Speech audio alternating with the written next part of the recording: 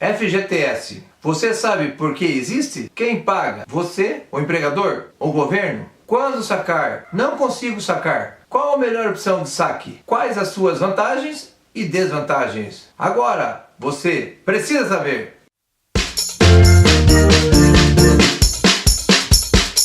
Hoje iniciamos a nossa série sobre Fundo de Garantia. Nessa série traremos a história do Fundo de Garantia e todos os motivos que você consegue sacar o seu FGTS. Serão 15 vídeos e hoje começamos contando a história do FGTS. Vamos lá? O Fundo de Garantia por Tempo de Serviço inexistia antes de 1967. Sua origem vem para retirar um direito do trabalhador, pois antes desse período, os trabalhadores do ramo privado tinham estabilidade no emprego. Antes de 1967, o trabalhador do setor privado tinha estabilidade no emprego e a antiga e famosa estabilidade decenal. Para quem não sabe o que é estabilidade decenal, é que um trabalhador, depois de 10 anos na mesma empresa, não poderia mais ser demitido. E a cada ano que esse trabalhador trabalhasse na empresa, ao final do seu contrato, caso o patrão mandasse embora, ele recebia um salário de indenização. Devido a essa estabilidade, dificilmente um trabalhador conseguiria chegar aos 10 anos de serviço na mesma empresa. Esses dois direitos foram substituídos pelo Fundo de Garantia por Tempo de Serviço,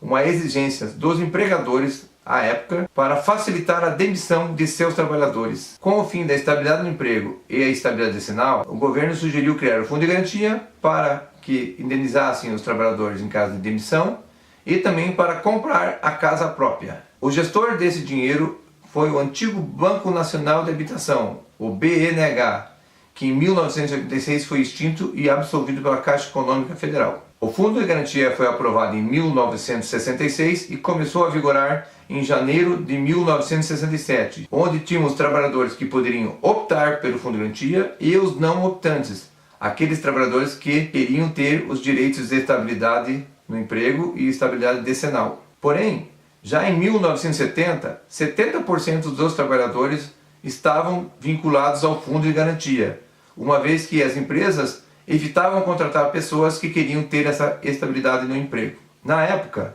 a conta do Fundo de Garantia podia ser aberta em qualquer banco, normalmente ou de preferência do empregador, e em contas individuais em nome do trabalhador. Resumindo, trocou-se a estabilidade no emprego por uma multa de 10% do Fundo de Garantia. E também, quando o patrão mandava-se embora, ele tinha que pagar 5, 6 salários uma vez só quando será mandado embora. E com o Fundo de Garantia, ele depositava 8% do seu salário mensalmente. Fazia tipo uma poupança. Em 1988, a Constituição extinguiu a estabilidade e a estabilidade decenal e criou uma multa de 40% em caso de demissão. E todos os trabalhadores passaram a ser regidos pelo Fundo de Garantia.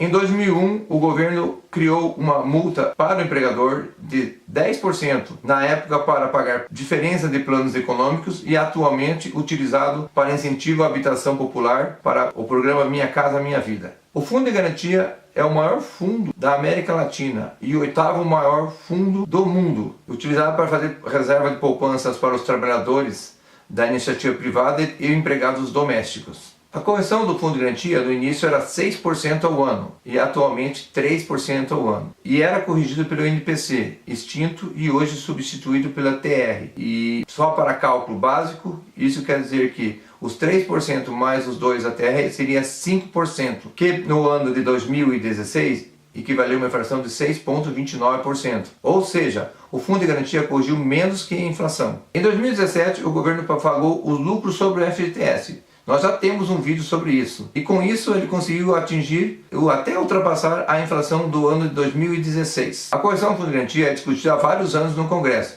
E não há consenso entre os parlamentares para a melhor solução.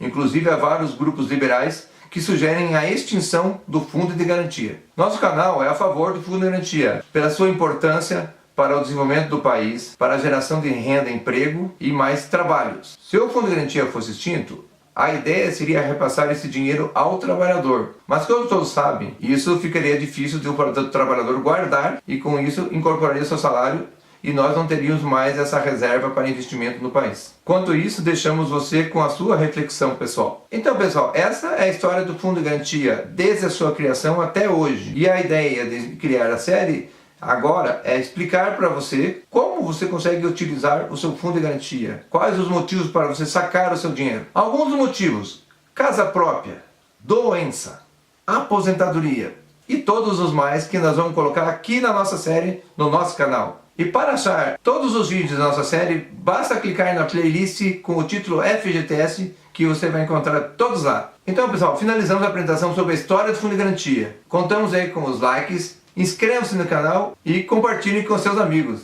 Valeu!